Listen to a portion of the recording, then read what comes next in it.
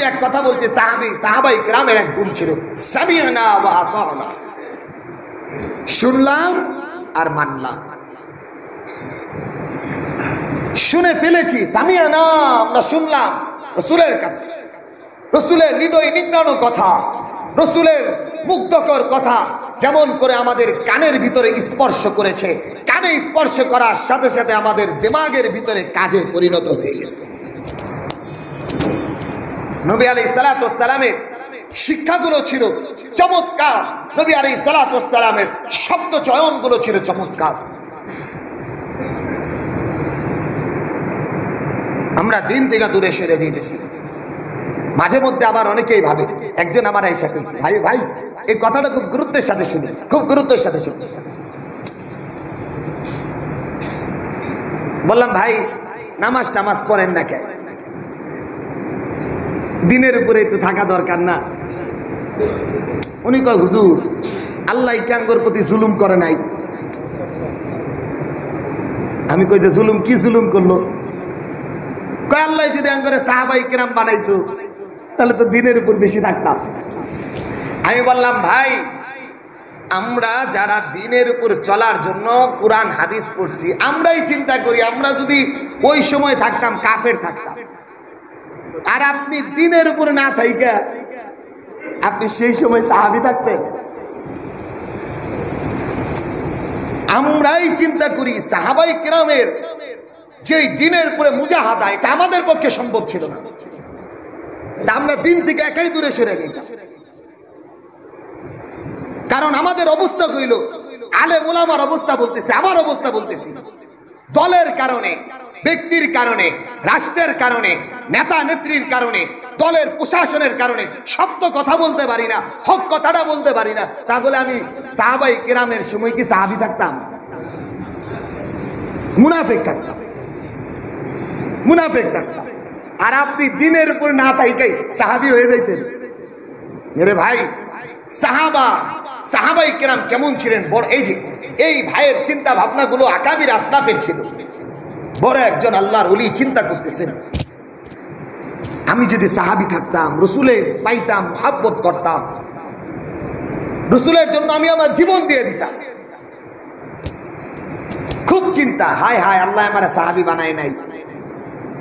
রাত্রেবেলা ঘুমায় গেছে, ঘুমে স্বপ্ন দেখতেছেন আল্লাহর পয়গাম্বর একটা গরুর গাড়ির ভিতরে বসা, সাইয়েদনা আবু বকরও বসা, ওমরও বসা, উসমানও বসা, আলীও বসা, আরো কয়েকজন সাহাবী বসা, সাথে এই বুজুর্গও বসা। সবাই খুশ, গল্প করতেছে, আনন্দ মুখর আলোচনা। রাসূল পাক সাল্লাল্লাহু আলাইহি ওয়াসাল্লাম কখনো মুস্কি হাসতেছেন, সাহাবাই কেরাম মুস্কি হাসতেছেন। হঠাৎ করে ওই বুজুর্গ দেখতেছেন সামনে একটা গর্ত, বিশাল একটা গর্ত। যদি এই গরুর গাড়িটা পইরা যায় সবাই মারা যায়, সবাই গর্তে পইরা যাবে, আহত হইব, ব্যথা পাইবে। সে শুধু দেখতেছে, কি করব বুঝতেছে না। সাহাবাই কেরামরে বলবো তাও বুঝতেছে না, কারণ সবাই খুশ, গল্পে লিপ্ত। কেবলই গর্তের ভিতরে চাকাটা পড়বে ভাব সাইয়েদনা আবু বকরের নজরটা পড়ছে।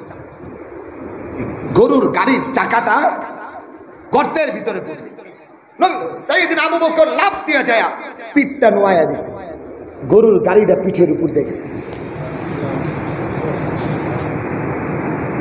আল্লাহ, সেই বুজুর্গের ঘুম ভাঙ্গে গেছে। হায় হায়, এজন্য আমি সাহাবী হইতে পারি নাই। সাইয়েদনা আবু বকরের আগে আমি দেখছি, আমি নামতে পারি নাই, বলতেও পারি নাই, পিঠটাও নোয়াইতে পারি নাই। অথচ সাইয়েদনা আবু বকর কেবলমাত্র দেখছেন, এক মুহূর্ত লাফ দিয়া যায়, কি করবেন বুঝার আগে পিঠটা নোয়াইয়া দিছেন, গরুর গাড়িটা পিঠের উপর দিয়ে গেছে। এজন্যই সে সাইয়েদনা আবু বকর, এজন্যই আমার হায়াতটা পরে আসছে, আর আবু বকর রসুলের জামানায় আসছে। মেরে ভাই, এটা সাহাবাই কেরাম ছিল, কি হবে না হবে ভাবতেন না। গরুর গাড়ি আমার পিঠের উপর দিয়ে গেলে কি হবে এটা ভাবতেন না। গরুর গাড়ি পিঠের উপর দিয়ে গেলে আমি বেঁচে থাকবো কিনা এটা ভাবতেন না। ভাবতেন আল্লাহর দ্বীন কতটুকু জিন্দা থাকবে, এই জিন্দার জন্য আমার জীবনটা কি পরিমাণ যাবে, এই পরিমাণ তাদের চিন্তা ভাবনা ছিল। কেন? একটা গুণ তাদের ছিল, সামিআনা ওয়া আতানা, শুনলাম আর মানলাম। মেরে ভাই, ওমর ইবনুল খাত্তাব, এই যে দেখেন সাহাবায়ে কেরামের যে গুণটা, সামি'না ওয়া আতা'না। এক ভাই আমার কাছে একটা মাসালার জন্য আসছে, আইসা বলতেছেন, হুজুর ব্যাংকে তো কিছু টাকা রাখছি, রং বেরঙের মানুষ তো আমাদের কাছে আসে, মাসালার জন্য আসে, পরামর্শের জন্য আসে। হুজুর ওই যে মানে প্রভিডেন্ট ফান্ডের টাকা যা পাইছিলাম, রিটায়ার্ডের টাকা, এগুলো ফিক্সড ডিপোজিটে রাখছি, এখন একটু বুঝতে পারছি ইন্টারেস্ট খাওয়া যাবে না, তো কি করা যায়? আমি বললাম এটা হারাম,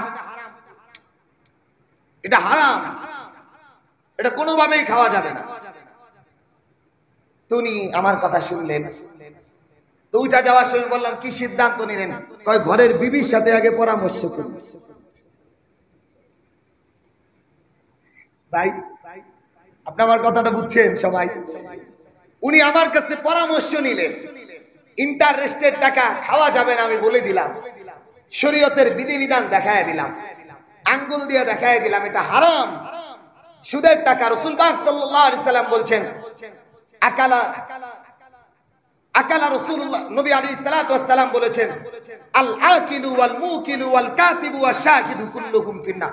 সুদদাতা, সুদ গ্রহীতা, সুদ সাক্ষী, সুদ লেখক সব জাহান্নাম।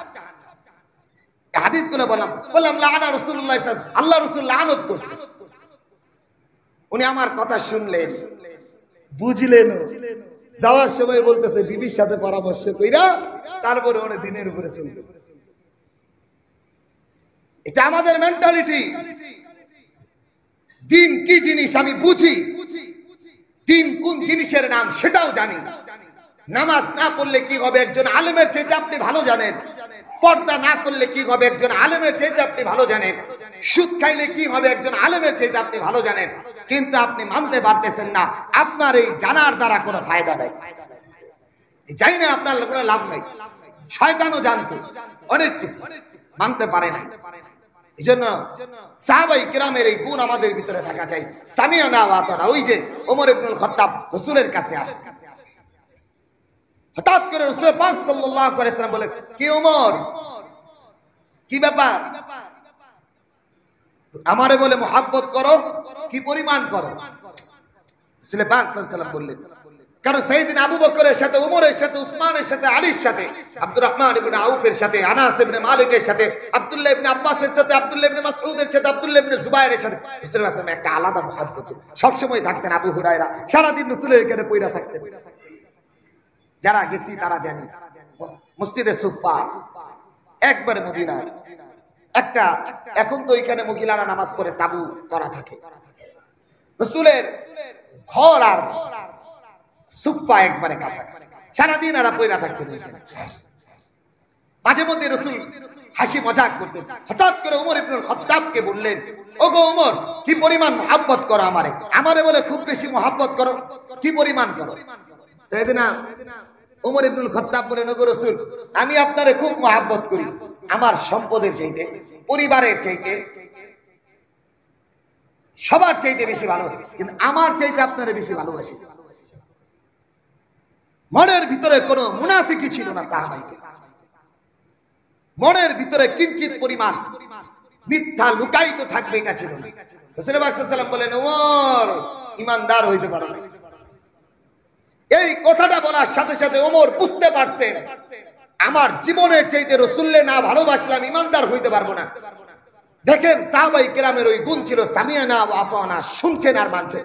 অমনি ওই বসাতে বাড়িতে যায় সিদ্ধান্ত নিবেন, আগামী আসরের পরে সিদ্ধান্ত নিবেন, যোহরের পরে সিদ্ধান্ত নিবেন, আগামীকাল সিদ্ধান্ত নিবেন রাসূলকে আমার জীবনের চাইতে বেশি ভালোবাসা যায় কিনা। এই সিদ্ধান্তের জন্য উনি বসে থাকেন নাই, রাসূলের সামনে বলে ফেললেন, ওয়াল্লাহি ওয়াল্লাহি ইন্নী উহিব্বুকা বিনাফসি, ওগো রাসূল, আমি আমার জীবনের চাইতে আপনাকে বেশি ভালোবাসি। একটা কথায় কেন? সাহাবায়ে কেরামের এক গুণ ছিল, সামি'না ওয়া আতা'না, শুনলাম আর মানলাম।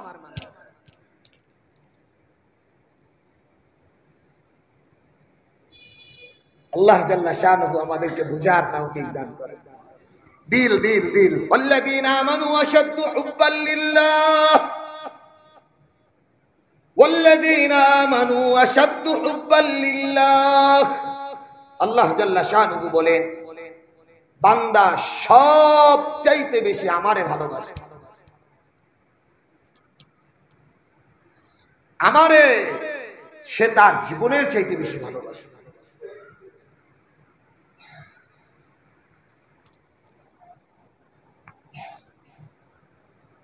ওই যে সাহাবাই কেরামের এক অভ্যাস ছিল, দিনের উপরে চলার কোন বাধা বিপত্তি তাকে ফিরাতে পারে না। গতকাল বলতেছিলাম হায়াতুস সাহাবা পড়তে যায়, আনাস রাদিয়াল্লাহু তাআলার জীবনী আসছিল, বলতেছিলাম আনাস ইবনে মালিক রাদিয়াল্লাহু তাআলা 10 বছরের বাচ্চাকে রাসূলের কাছে মায়ে দিয়ে চলে গেছে। উম্মে সুলাইম আইনা রাসূল পাক সাল্লাল্লাহু আলাইহি ওয়াসাল্লামের কাছে সন্তানটা দিয়া চলে যায়, বলতেছে, ওগো রাসূল, আমার সন্তানটারে আপনারে দিয়া দিলাম।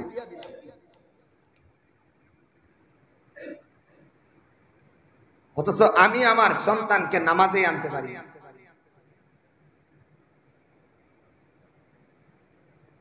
আমার সন্তানকে আমি ঠিকই মাদ্রাসায় দিছি,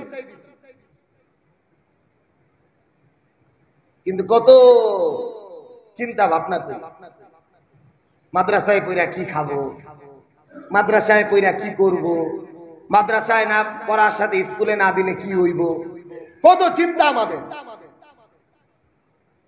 আমার সন্তানটা মাদ্রাসায় হাফেজ হইলে মাদ্রাসায় ভালো খাবার কিনা, লেখাপড়ার মান কেমন, আমার সন্তান দিন শিখবে, এরকম চিন্তা ভাবনা কোন অভিভাবকের নাই। আল্লাহ জাল্লা শানু, আসলে ভাই সোহবত দরকার, আল্লাহ ওয়ালাদের সোহবত দরকার, বড়দের কথাগুলো আমাদের শোনা দরকার। আমার আব্বারে দেখতাম, অনেক বড় বড় বুজুর্গে আসতেন, যেমন আমার আব্বা আল্লামা আজিজুল হক সাহেব হুজুরের কাছে নিয়ে গেছে, শাইখুল হাদিস আল্লামা আজিজুল হক নাব্বারাল্লাহু মারকাদুহ আসছেন। আব্বা যখন দেওয়ানগঞ্জে চাকরি করতেন, আল্লামা আজিজুল হক সাহেব হুজুর আসছেন। তা আমার আব্বাই নিয়া, আমি তো অনেক ছোট মনে আছে, তা আমার আব্বাই 7-8 বছর, বুঝি তখন কিছু কিছু নিয়ে যায়, হুজুরে বলতেছে, হুজুর এখন তো উলামায়ে কেরাম আসলে অনেক সময় দেখা সাক্ষাৎ করা যায় না, আগে এমনটা ছিল না, আগে ওপেনে মুসাফা করা যায় তো, কথা বলা যায় তো। আল্লামা আজিজুল হক সাহেব হুজুরের কাছে আমার আব্বাই আমারে নিয়ে যায়, কইছে, হুজুর আমার ছেলেটার জন্য দোয়া করুন। তো হুজুর ফিকির মান মানুষ ছিলেন, আল্লামা আজিজুল হক সাহেব বলতেন, কি দোয়া করবো বলেন? বলে, হুজুর আমার ছেলের জন্য দোয়া করেন, আল্লাহ এই জন্য আল্লাহ ওয়ালা বানায়।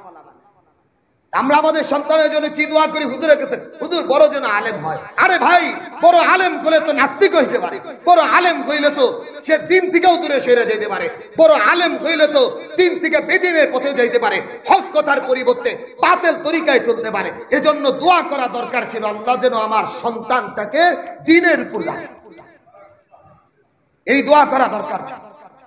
আমরা তো আমার সন্তানদেরকে দিয়া বলি, হুজুর দোয়া করবেন বড় ইঞ্জিনিয়ার যেন হয়, বড় ডাক্তার যেন হয়। আরে ভাই, বড় ডাক্তার হলে তো দুর্নীতি বাসক হইতে পারে, বড় ডাক্তার ইঞ্জিনিয়ার হইলে তো দেশের সম্পদগুলো বিদেশে পাচার করতে পারে। হওয়া দরকার ছিল আমার ছেলে যেন দিনের বুঝ পায়, এই দোয়া করা দরকার ছিল। ওই যে আনাস ইবনে মালিক, উম্মে সুলাইম আইনা বলছো, গো রাসূল, এই যে আমার সন্তান আপনারে দিয়া দিলাম, যেমনে গড়বেন অমনেই হবে, যেমন বানাইতে চান এমন হবে। আনাস ইবনে মালিক রাদিয়াল্লাহু তাআলা রাসূলের কাছে পয়রা থাকতেন, খাবার থাকলেও পয়রা থাকতেন, না খাবার থাকলেও পয়রা থাকতেন, সারা দিন খেদমত করতেন। কবির হাদিসগুলো যেগুলো রাসূল পাক সাল্লাল্লাহু আলাইহি ওয়াসাল্লামের বিতর্কিত হাদিস, যেগুলো ঘরের সাথে সম্পৃক্ত, এই হাদিসগুলো দুইজন মানুষ বর্ণনা করছেন, একজন হলো আনাস ইবনে মালিক, আরেক হলো আম্মা জান আয়েশা সিদ্দিকা রাদিয়াল্লাহু তাআলা। ওটা কাছে ছিলেন আনাস ইবনে মালিক। আনাস ইবনে মালিক রাদিয়াল্লাহু তাআলা ওই যে ছোট্ট বাচ্চারে দিয়ে চলে গেছে, রাসূল যা বলতেন আনাস ইবনে মালিক তাই মানতেন, বড় হয়ে গেছে। রাসূল দোয়া করতেন, আনাস দীর্ঘ সময় তুমি আমার সাথে ছিলা, কিছু দিতে পারি নাই, বড় কি করব তোমার জন্য? আনাস ইবনে মালিক বলেন, ওগো রাসূল, আপনি আমার জন্য দোয়া করেন, দোয়া করেন, দোয়া করেন। রাসূল পাক সাল্লাল্লাহু আলাইহি ওয়াসাল্লামের কাছে 10 বছরের খাদেম আনাস ইবনে মালিক, বাচ্চা ছেলেটা দোয়া চাইতেছে। রাসূল দোয়া করছেন, ওগো আল্লাহ, তুমি আনাসের হায়াতের ভিতরে বরকত দিবা, তুমি আনাসের মালের ভিতরে বরকত দিবা, তুমি আনাসের সন্তান আদির ভিতরে বরকত দিবা। এই এক দোয়া আনাস ইবনে মালিককে সবার শেষে, সাহাবায়ে কিরামের সবার শেষে দুনিয়া থেকে বিদায় দিয়েছে।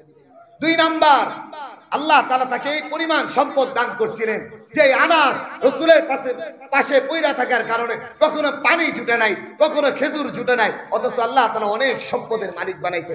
সন্তানাদি কেমন হইছে? আনাস ইবনে মালিক বলেন, আমি 300-এরও অধিক নাতি নাতনি দেখে গেছি। ভাই, রাসূলের সোহবতে যায়া এই জিনিসটা আনাস শিখতে পারছে। কি চাইতে হবে রাসূলের কাছে, কি চাইতে হবে রাসূলের কাছে, কি চাইতে হবে রাসূলের কাছে। আনাস চায়া ফলাইছেন, রাসূল বলে দিয়েছেন, আর আল্লাহ তাআলা আনাসের জিন্দেগিটাকে মাল দিয়াও ভরায়া দিয়েছেন, সন্তান দিয়াও ভরায়া দিয়েছেন, হায়াতকেও দীর্ঘ করে দিয়েছেন। এজন্য মেরে ভাই, দিনের উপরে অটল অবিচল থাকা চাই, দিনের উপরে চলা চাই। আজকের আলোচনার মূল কথাই হলো আমাদের ভিতরে 2টা গুণ অর্জন করা চাই। লিবাসের গুণ না, আমি পাঞ্জাবি পরলেই যে দিনদার হব তা না, আমি টুপি পরলেই যে দিনদার হব তা না, আমি সামনের কাতারে নামাজ পড়লেই যে দিনদার হব তা না, পাগড়িটা বড় করে বাঁধলেই যে আমি দিনদার হব তা না, রাতের তাহাজ্জুদ প্রত্যেকদিন পড়লেই যে আমি দিনদার হব তা না। আমার অবস্থা থাকতে হবে সাহাবায়ে কিরামের ওই অবস্থা, সামি'না ওয়া আতা'না, যা বললাম, কুরআন যা বলেছে, হাদিস যা বলেছে, শরীয়ত যা বলেছে, শুনতে দেরি হবে, মানতে দেরি হবে। এই এক গুণ যদি অর্জন করতে পারি, সাহাবায়ে কিরামের সাথে হাসর হবে। রব্বে কারীম আমাদেরকে বুঝার তৌফিক দান করুন, দ্বীনের উপরে অটল অবিচলতা দান করুন। রাসূলের জীবনী সূচনা শুরু থেকেই নিয়ে আলোচনা করতে চেয়েছিলাম। আজকে 12:30টায় এক ভাই ফোন দিয়েছে, হুজুর বৃষ্টির জন্য আসতে পারতেছি না, জীবনীটা একটু আগামী সপ্তাহ থেকে শুরু করে। এজন্য একটু ভাঙা ভাঙা কয়েকটা কথা বললাম। রব্বে কারীম আমাদেরকে বুঝার তৌফিক দান